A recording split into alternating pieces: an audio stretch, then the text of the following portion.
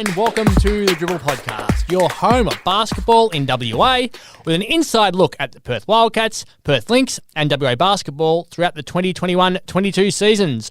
My name is Craig O'Donoghue from the West Australian newspaper, and throughout this year I'll be joined by a host of guests to provide you with as much insight and entertainment as your basketball brain can handle. In this episode, we'll be joined by three-time NBL MVP and Perth Wildcats superstar Bryce Cotton as he prepares for his 150th game. Plus, Perth Lynx captain Darcee Garbin will talk us through her brilliant start to the season and what the hell the Australian Opals intend to do when they get to Serbia after the debacle that was Novak Djokovic this week. But first, what an uncharacteristic few days it's been for the WA basketball teams. The Wildcats were 28 points down during the second quarter against Adelaide on Tuesday, and coach Scott Morrison wasn't about to think COVID-19 cost his team victory, given they were 18 points down in their previous match before fighting back to win.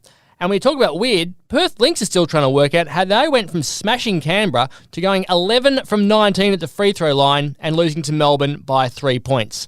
It will be intriguing to watch both teams' next matches, given teams that are as talented as them rarely produce back-to-back poor performances. The Wildcats have been fantastic at giving us an insight into their season on the Dribble Podcast this year, and there is no better man to take us into the camp today than this bloke. Bryce Cotton from a long way out. Bottom of the net only. Little showtime. Cotton to the rack. He continues to amaze. It's your time, Bryce Cotton. He's hit 7 threes. He has 45 points. And Perth have the title.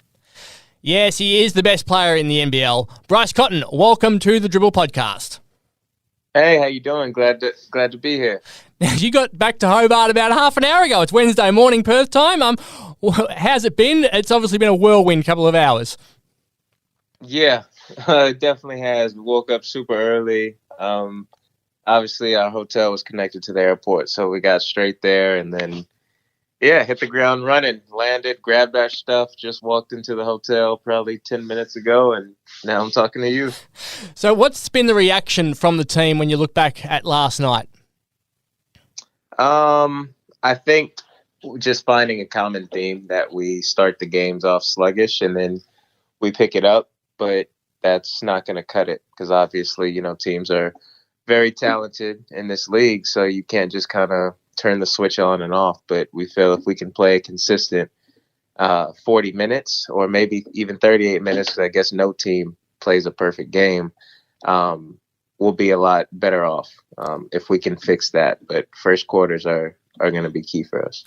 Is there anything that jumps off the page at you personally, given you're always out there at the start? Can you reflect on anything that just stands out to you? No, not really. It's just overall, like I said, with just having slow starts, it's hard to, I guess, come back from that, especially when you're playing on the road. So maybe you have a little bit of a home court advantage, and I say that in quotations. Like if you get off to a slow start at home, maybe it's not as detrimental, but when you're playing on the road, that's a backbreaker. So we used to hear Trev always say the word synergy. He mentioned it all the time throughout his time here. And I look at the starting five and go, there's been injuries to Michael Frazier and Matt Hodgson and Todd Blanchfield and Mitch Norton, and Luke Travers didn't travel last night. In the last 5 games, you've had 4 different starting combinations. So you've got a new group of players, new coach, new game plan. With these sorts of changes, is it tough to mesh when you're trying to work out what everyone actually does and what everyone's specific roles are, either defensively or when you get the ball?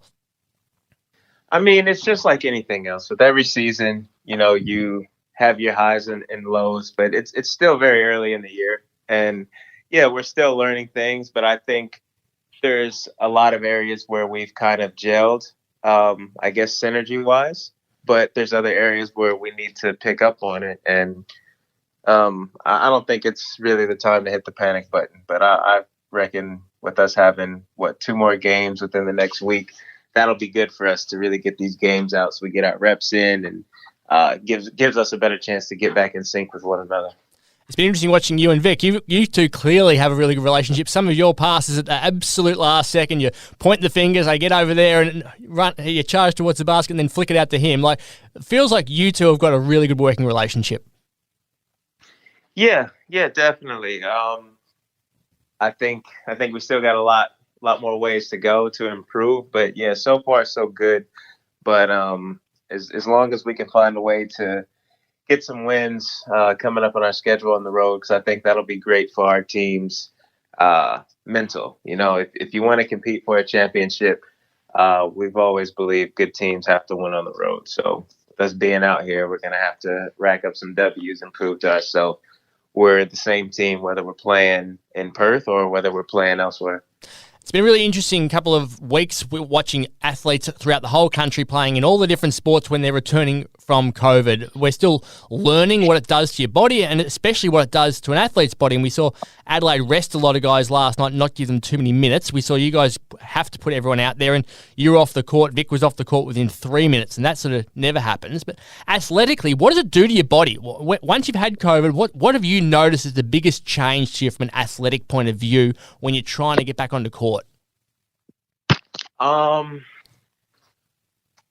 Honestly, I'm not quite sure. Like, I'm not going to make any excuses about it, but the only thing I would say, which I don't even know if it's COVID, it's just probably human nature. Like, if you are in isolation, and you're not doing much, your wind is probably the one thing that'll take a toll on you. But other than that, athletically, you feel like yourself. You just might get a little bit tired, I guess, quicker than normal. But other than that, I can't speak for anybody else, but I feel like my body felt normal. It's just, getting your wind back. That makes sense, given it impacts on your lungs, doesn't it? So I suppose that's something that all athletes and all people around the whole country are going to have to put up with if you want to play sport after you've had COVID. This week is your 150th game. There's only 22 players who have played 150 games for the club, which is a strong indication of how transient basketball can be. When you look back on the last 5 years, was there a moment where you went, this it feels like home now. This is my club. This is where I'm going to be playing for a long time? Yeah.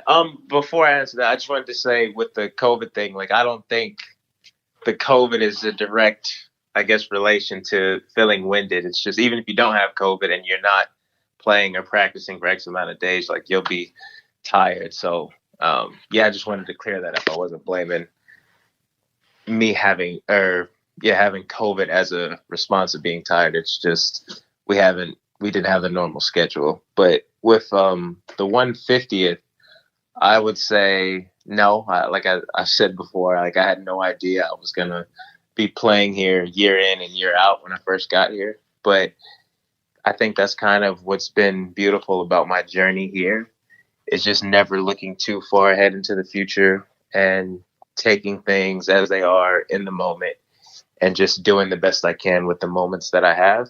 And when I look back at, 149 games that I've played so far, it's been some pretty amazing memories. It's flown by, I'll tell you that. But it's great. As grateful as I am to have some of the memories already in my 5 seasons, I'm looking forward to trying to create many more. So one of the most enthralling parts, I reckon, about your success is that you weren't a superstar at high school level, and it wasn't like colleges were throwing offers at you left, right and centre. You've had to bust your butt for most of your life to get noticed. How much has that contributed to your drive and your success now? It's contributed completely to my drive, because I know, I was doubted at every level, and if Providence would have never offered me a scholarship, I'd still be in Tucson right now. And that's something that I've never taken for granted. And the fact that I've been blessed and lucky enough to kind of keep going in my journey. And I look back at, where I started and how hard it was for me to advance to every level.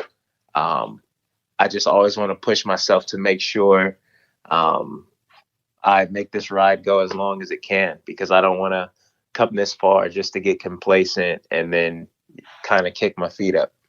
So do you enjoy feeling uncomfortable? Do you put yourself into positions where you're going to feel uncomfortable by changing the way you play or changing the way you train or doing something that reminds you of what it was like when it was really, really hard for you to be noticed? I mean, the mentality, honestly, it's never really left. I think kind of the notoriety I've gotten in this league, it's been very, very new for me, and I've never experienced anything like that before in my life. So I usually don't pay too much attention to it because my grandpa used to say, if you start reading your press clippings and all that stuff, reading things in the newspaper and all that, you'll get a big head and you'll lose your drive. So I just kind of remind myself of, okay, yeah, maybe respected a little bit out here in Australia basketball wise, but I can't forget the journey and what it was like when I first started. So it's like, just because you've gotten to this point, it's my beginning, I guess, that continues to drive me, not the success that I'm having now, if that makes sense. Yeah, absolutely. So take us back to Tucson, Arizona as a kid. What was your growing up like? Because we all look at you as we say, the superstar now, but your life has been very different. What was it like growing up and trying to make your way and the levels that you were playing at as a teenager? I mean, long story short, of the people that was playing basketball in Tucson that looked like they could make it to the Division I level, I wasn't one of those people that was probably one of the first names they'd bring up. Like, oh, yeah, this guy's got a chance of going to college, especially like when we all first got to high school, like maybe around grade 9. Nobody was thinking me. There were so many other names that they put ahead of me, but I just think that belief in myself helped me, continued to push me. And looking back, I think it was a blessing in disguise, never being told how good I was growing up by, I guess, the basketball people in Tucson. So it just kind of drove me and made me want to push myself to be better and better. And who knows, maybe if people were giving me my flowers and telling me how good I was back then, maybe I wouldn't have worked as hard. So it probably ended up being a blessing in disguise. Basketball's in a really interesting phase for players around the globe, I reckon, at the moment, given the impact COVID has had on the NBA. And there's been plenty of talks in recent weeks about which NBL players could possibly get a 10-day contract in the NBA. Your name's constantly thrown around. We've seen you reject a 10-day deal in the past at Wildcats. We've seen you accept 10-day deals before you got to Perth. Have you been approached this season? Has there been any talk about that within your management group? No, haven't talked about it at all. And I think with COVID, I don't know. I think it's very different because just traveling to get back to America and all that, I'm not quite sure how that would work out. And considering how guys drop like flies in the NBA now with COVID, they probably want somebody that's easily accessible. So I don't know how likely that would be for a player from the NBL. I'm sure it's possible, but I just don't know how likely that would be given the COVID circumstances. Is it available to players contractually? Like, you've all got NBA out clauses. Do they include 10-day out clauses, or does it just have to be a real contract that most players would have written in, do you think?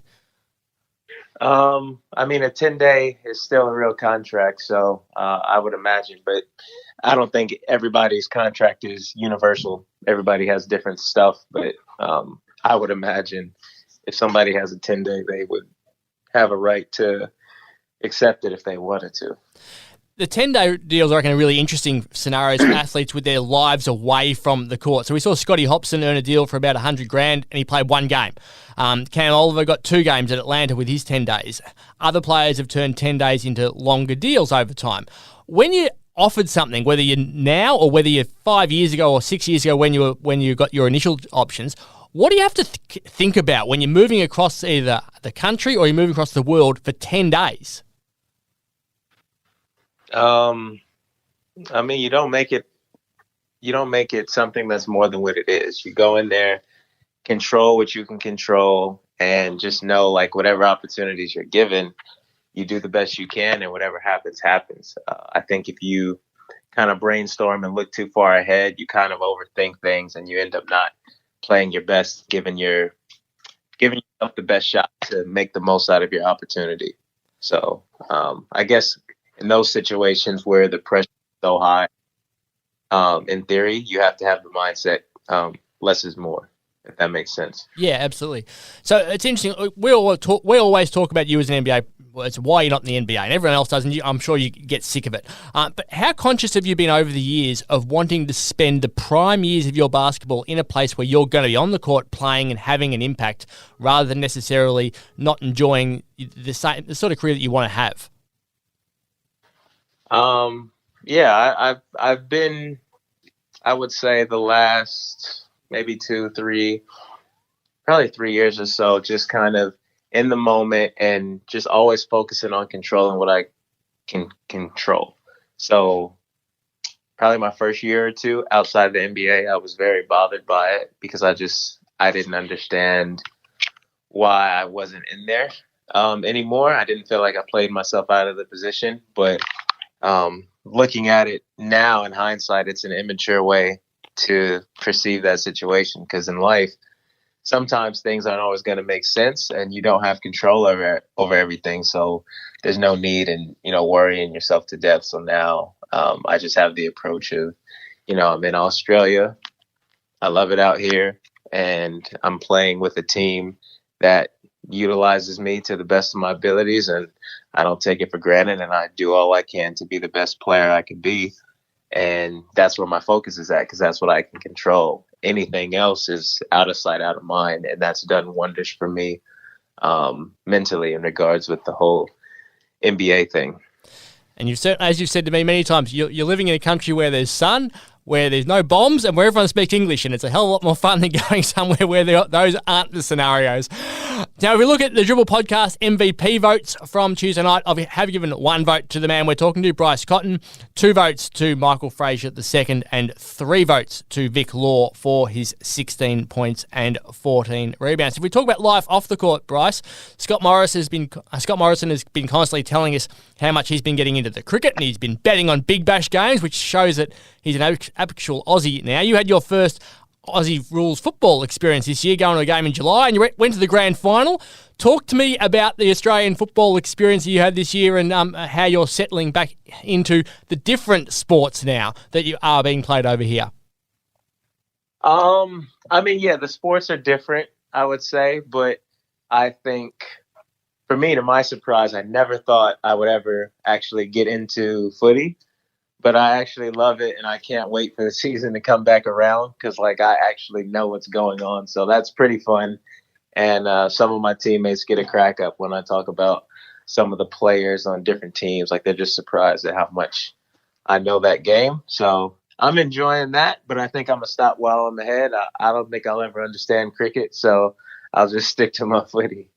Your uncle actually played NFL a few games back in I think it was the 80s where he played. So you've played a lot of sports. Do you reckon footy would have been one that you would have been okay at if you had grown up over here? Yeah, I would have given it a shot for sure, because, I love to play any sport pretty much growing up. So I definitely would have given it a shot for sure if I grew up in Australia, I'm sure. It's been an interesting couple of days when you look at the different things that have been happening around the country. There was a tsunami warning in Hobart, and you guys are staying on the water. You're not a fan of the beach, really, and especially the concept of sharks over here. When you heard tsunami coming out from the Hobart weather forecast, what did you think? That's something I've always thought about, because when I look at Australia, geographically, I always envision it as a big island. And that's something that has always crossed my mind, but I've never actually said to anybody. So when I heard about that warning, I was just like, oh, my God. But, yeah, there's nothing really I can do. Just hope for the best. It is quite a bizarre tale. We had Thomas Ajay on the podcast this week, and you two have built up a bit of a relationship with Sneakerland and a lot of the different events that you guys have been at together. Every time I see you appear on different forms of social media, there's a different pair of shoes floating around with you. How many pairs of shoes have you currently got floating around in your house, do you reckon?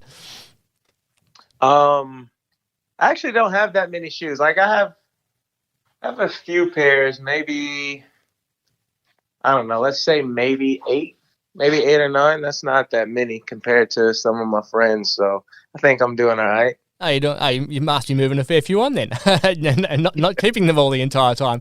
Now you got your 30th birthday later this year. Our border opens up soon. You haven't been home for so damn long. Have you already got plans in place to get back to the US and be able to see your family and celebrate with them later this year? Yeah, I'm really looking forward to it. I think the fact that we're just kind of in the beginning of the season gives me so much hope for this time to fly by in between now and when I'm able to go home. Because by the time the season's done, hopefully, we're able to go pretty far into the year this year. And whenever that's done, it's like, okay, I can finally see my family after what will be 3 years by the time the season's done. So it's a whole lot that I have to look forward to. So it's going to be a pretty adventurous year for me. The majority of your family wouldn't have even met your daughter, would they? None of them except my mom. That's amazing to think. And she'll be what? And she'll be about 3 by the end of this year, won't she? Yeah. So she'll be 2.5 by the time she meets pretty much everybody out there.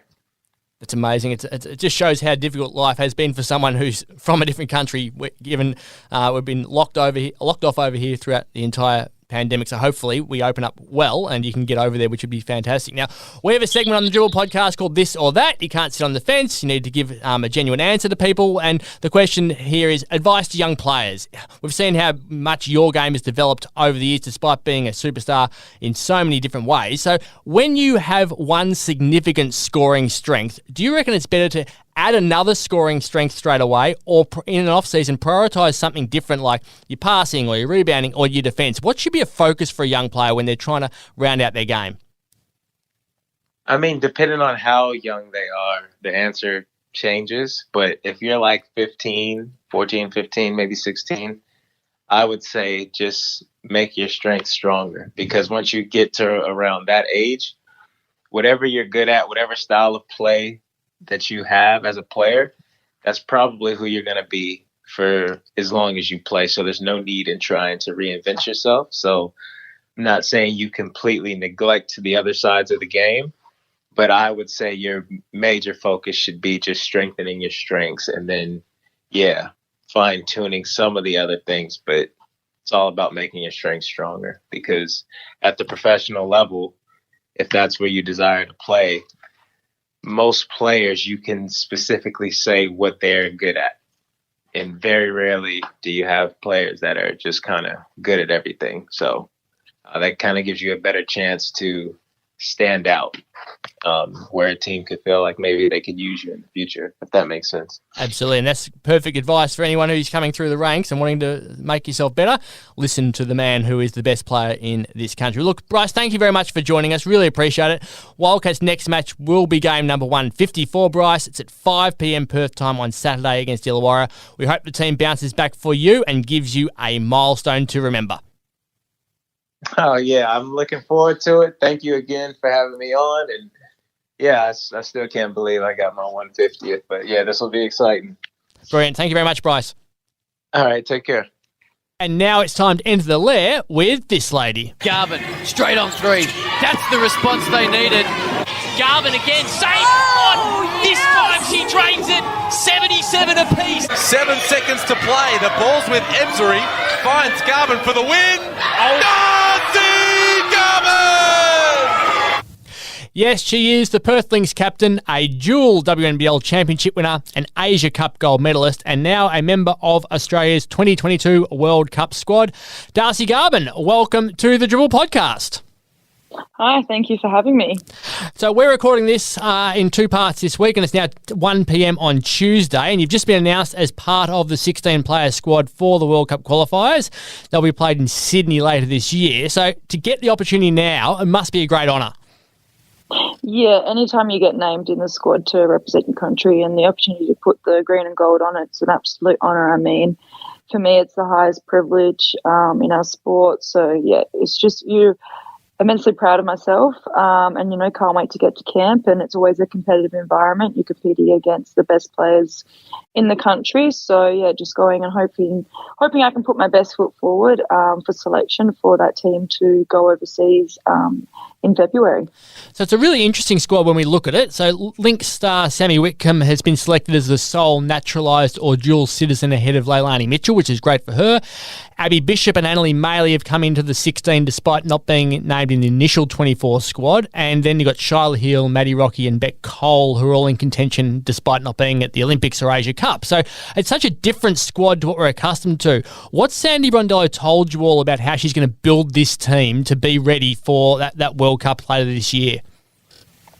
Yeah, it's an exciting group, and it's a group that hasn't probably had a whole lot of time together, and we've got some new players making their debut. So, I think it is just, I know it's 2022 and it's 2 years later, we're still dealing with COVID and stuff, but it's our ability to be adaptable and just, we get into camp and we don't have much time together. So it's being flexible, willing to learn, and then just applying that on the fly and hopefully, making sure when we're over there that we can make adjustments on the go. So, it's exciting. It's a very exciting time.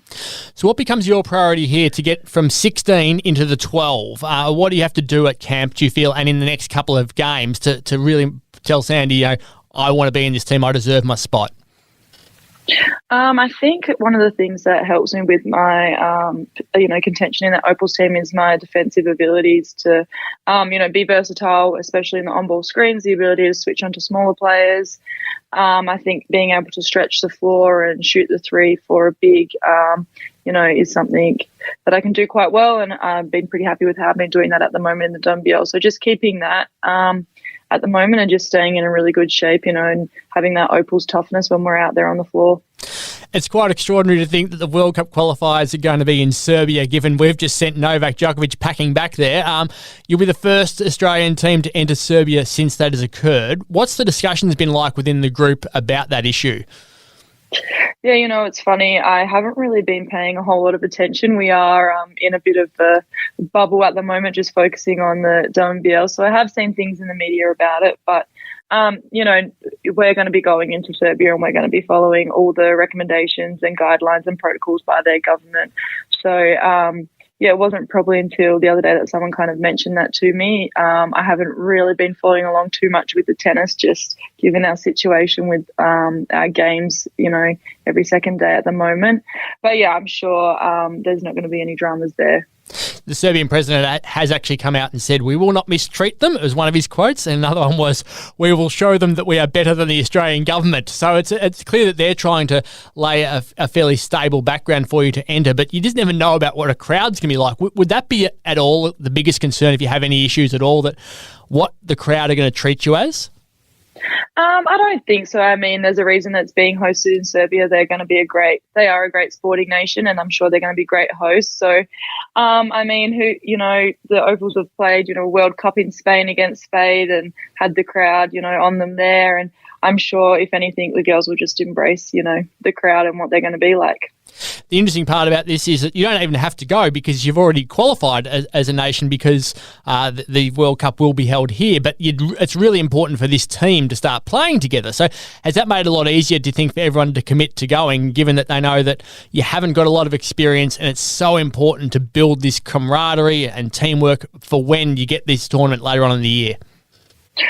I mean, maybe it takes off a little bit of pressure knowing that we have already qualified, but, the Opals program has very high standards, and we go into every tournament with the expectation that we're going to put our best foot forward for every game, and we're going after every game to win. So, while, there's no pressure to qualify, I think there is pressure to, make sure we are playing well and getting those connections on the floor, as we do have a limited time leading up to the World Cup.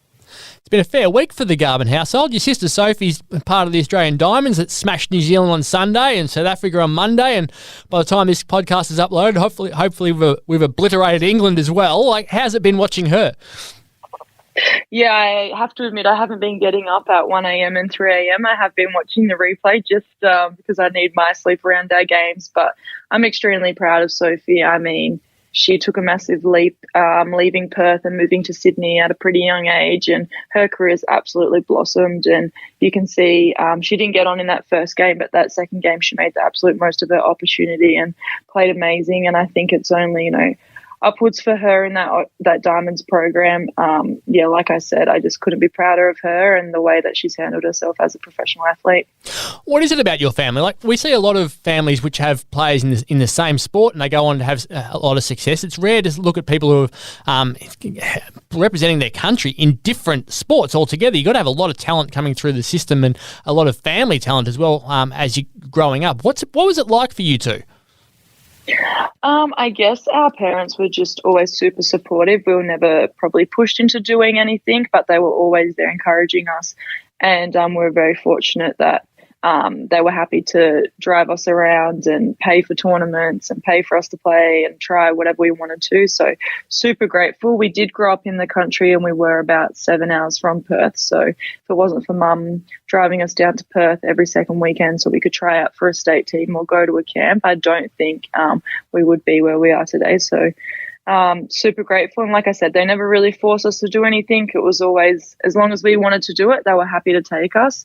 And I think, just their values of hard work and having a good work ethic have rubbed off on us. And I think that's kind of what got us to where we are today. Am I right that your dad was about the only person in the grandstands a few years back in India when you were playing in, was it an Asia Cup where you were in India? And obviously weren't any big crowds for Australia versus Kazakhstan or anything like that, but he travelled all the way over there and was making the most noise. Yeah, my dad, when we were younger, probably worked very hard and was working a lot and probably didn't travel as much overseas as some other people. So he's had a lot of opportunities with both Sophie and I playing internationally. He's taken the opportunity to follow us around a little bit. So, yeah, he came to India and he was one of the only Aussie supporters in the crowd, but he loved it. And, he's been, him and Mum have been to a few different tournaments and, it's really nice for them, I guess, that they can have a little bit of a holiday and get to follow us around and watch some sport. The irony about you moving back to WA was that it was meant to be that you would come back from Townsville and have some success over here playing in front of family and friends, and you had a full season last year stuck back in Queensland and now you're stuck in Ballarat. You must be counting the days until you can actually play in front of them. Yeah, 100%. I moved home with the intentions to win some games on our home floor. We spent last year in Townsville and then now we've been away. I purchased a house in October 2020 and I think I have lived there for maybe 2 or 3 months altogether in terms of if I added it all up.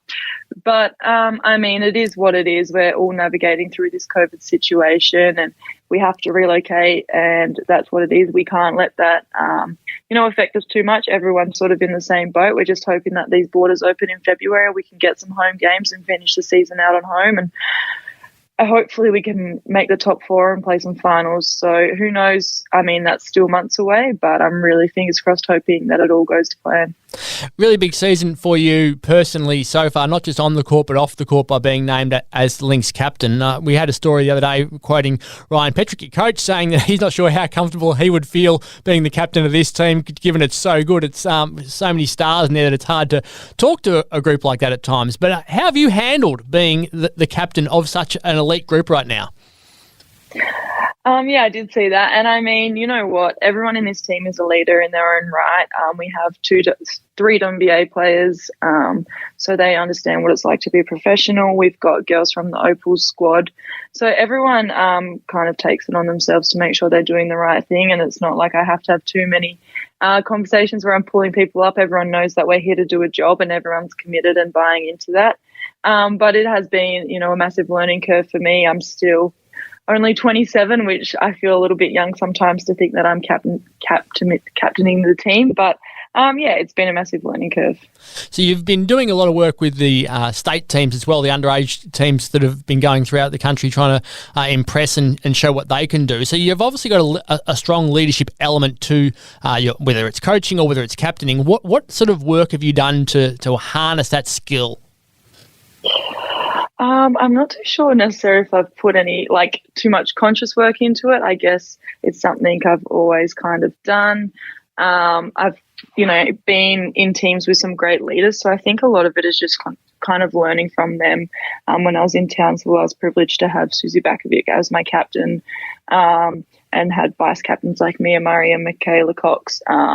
And then to learn from the likes of Katie Ebsbury and the Opals girls, you have Jenna as your captain. I think it's just taking little bits from their leadership styles and trying to put it into your own. I do, like, as I'm getting older, making a more conscious effort to make sure, I'm putting into work about, different conversations I have and stuff like that. But it's definitely taking things from people I've played with and trying to, make it my own. So you look at other sports, and footy refers to them as captain's goals, and we've seen Australian Test captain Pat Cummins grabbing the ball to bowl at really important times during the Ashes as well. Your ability to step up when games have been on the line the past 2 seasons for the Lynx have been really significant. We heard some of that in the audio as you were coming in. So how much pride do you take in your ability to handle the high-pressure moments and say, give me the ball when the game's on the line? Yeah, I don't know if that's too intentional. I look back at that game against Southside where I shot that 3 and think, thank God it went in, because I don't know if that was the right shot to take. But yeah, I think I'm just super proud of the girls and representing our state, if anything. I mean, it is nice when those plays come off and you kind of do get that, that it's a captain's game or captain's call or whatever it is when you make those shots. But I'm sure if I miss and you're on the other end of it, you're probably going to cop it as well. So if we look at the Dribble Podcast MVP votes for the last week, and it's been fair to say there's been a bit going on because the Lynx have had 3 games. So if we go through them in order, and you're going to hear Darcee's name several times in this. In the Southside game, I've gone 1 vote Sammy Whitcomb, 2 votes Lauren Scherf, and 3 votes Marina Mabry. Then in the Canberra win, it was 1 vote to Darcee, 2 votes to Lauren Scherf, and 3 votes to Marina Mabry again. And then in the most recent clash against the Melbourne Boomers, it was 1 vote Alex Sharp, 2 votes Lauren Scherf, and 3 votes to our guest Darcee Garbin, which leaves Marina Mabry on 9 votes, leading from Scherf on 6 and Darcee on 5. Lots of names in there, Darcee, so plenty of talent in this squad. Must be really exciting to think about what you could potentially do this season. Yeah, exactly. And we've lost 2 games, 1 by 2 points and 1 by 3. So it's about, not getting too high or too low and just trusting that our system that we have in place is going to get us through this season. And like I said, we're only 4 games in. Some teams, we played Melbourne, that was their 8th or 9th game. So I'm super excited about the talent, the shooting that we have on the floor. I mean, it's not like we're throwing the ball to one person and relying on them to get us over the line. I think our ability across the floor is what makes us hard to guard. What's it like when you're looking over at Marina Mabry basically shooting threes from half court and just doing it repeatedly this season, and you think, how do people manage to do that at times? Yeah, I mean, sometimes I get caught watching Marina because I am in awe of her ability, but she puts in the work like everyone else. And, she was her and Jackie were in the gym this morning after I lost last night, getting up extra shots. So there's shouldn't act too surprised when those shots are going in, because she is in the gym putting in the work and making sure that when it comes to the game that she's ready to go. The schedule has been quite remarkable, as you said. We've gone January 12, you beat Southside in Ballarat in overtime. January 13, you fly to Canberra. January 14, you beat Canberra. January 15, you fly back and drive to Ballarat. January 16 is a normal day. And then January 17, you lose to Melbourne. January 18 is today, which is a day off. And January 19 is tomorrow, and you play Canberra again. How's the body? How are you feeling after that sort of a schedule? It's a lot less taxing on the body than the hub so far. Last year, I don't think anyone could be prepared for that. So, the older I get, the probably more I'm feeling it. But we've got, physio available to us, massage, and I guess as professional athletes, we know all the right things to do to make sure that we are ready to turn around and play these back-to-back games. What's the biggest focus when you do get an opportunity now to actually train, which would be hard, I would have thought, given that you're all in recovery mode? Are you able to focus on specific things from the team, or does it become an individual thing when you're on a day off, as you mentioned with Marina and Jackie out shooting today? I guess it's an individual thing on how your body's feeling. Some people, if we've got the day off, they might still want to go get shots up because they know that's what's going to get them right for the next game. In terms of team stuff, we watch a lot of film when we can't be on the court. The best way to learn is sort of by watching film from previous games and scouting in preparation for our next opponent. So when we do get on court as a team, though, we're definitely focusing in on what we can do as a team. But, it's kind of up to every individual what they need to do on those days off to get ready. Are you able to do much over there? Like, obviously, Ballarat isn't as hardcore in terms of COVID as what some parts of Australia are, but it's still out and about. What sort of living conditions are you going through at the moment to try to keep yourselves entertained but happy off the court also? I mean, it is a little bit difficult. We are trying to reduce our risk of exposure to any sort of COVID at the moment here. So Victoria's obviously a bit of a hotspot in Melbourne, but being in country Ballarat, there's not that many cases, I guess. But we are just making sure we're not doing, not sitting indoors at a restaurant or being indoors at places for too long where there's lots of people. So it's, if we want to get takeaway food, it's making sure we're doing that, or if we're sitting at a restaurant, we're sitting outside and we're making sure we're wearing masks when we can't social distance and stuff like that. So I think everyone in the league at the moment is just being conscious about how they can reduce their risk. And, it's unfortunate, those Melbourne girls, there's 3 teams in Melbourne, they've been in lockdown for the last 2 years, and all of a sudden, the state's opening up and they've got these freedoms back. And then, sort of the recommendations from the league have been to kind of reduce doing a lot of things. So I do feel for them, but unfortunately it's just the way it is at the moment. And if we want the season to go ahead and no more games to be cancelled due to COVID, we've kind of got to make sure we're doing the right thing. There's been plenty of stuff bobbing up on social media about the group doing different things. I think it was a Mexican day the other week and a painting day. Who's in charge of the social? Is it a social committee that you got sitting there, or is there a social person who organises everything? Who's the one who's trying to keep everyone happy? I think it's a bit of everyone. The 2 Emmas in the team organised to have Taco Tuesday the other week, and then I'm not sure who suggested the painting night the other night, but we're doing a few things when we can, and none of them's compulsory. If people don't want to come, they don't have to, but it is nice just to have a few little activities here and there. I know a lot of us watch the NBL, so we might all get together one night and watch the NBL. But it is just making sure that, this is technically like a home environment. So, if people want their time to themselves, they can have that. And then if people want to hang out, we can do that too. I do hear you're heading to Sovereign Hill, a very famous place in Ballarat. And as a Kalgoorlie girl, you'll be talking up your prospects. So I would have thought of panning for gold and as one of the key parts of Sovereign Hill. Yeah, I might be faking it until I make it because I have no idea what I'm doing. But, I'm very excited. We're going to be panning for gold and making candy, apparently. So not too sure how much skills are required, but I'm excited that we get to go out and, the Victorian government's funded us being here, so it will be nice to see a little bit of Victoria. It's been a long time. I'm a Victorian myself. It's been a long time since I was at Sovereign Hill. I reckon I was 6 or 7, but I still remember the panning for gold. It's what everyone does when they go there, which is always a bit of fun. It's amazing how where it's painted rocks they've actually got in there. I'm not really sure, but it always looks like you've always picked up something as you go home. Now we have a segment on the Dribble called This or That, where you can't sit on a fence. You have to give an actual answer. And the question for this week is, what's your advice to young players? If you have one significant scoring strength, once you get to the off-season, should you prioritise adding another scoring weapon or focus on a totally different other part of your game like passing, rebounding or defence? What's the best thing to round out your game, do you feel? I think you need to be, if you want to make it to the next level, you have to have a little bit of everything. So if you're a great scorer, I think it's working on all of those things. Can you shoot the 3? Can you get to the basket? What's your mid-range game like? But then I think you also need to, there's no point in being able to score a heap of points if you can't play defense or you can't facilitate to your teammates. So having a nice rounded overall game is definitely what the off-season's for, working on those specific little skills.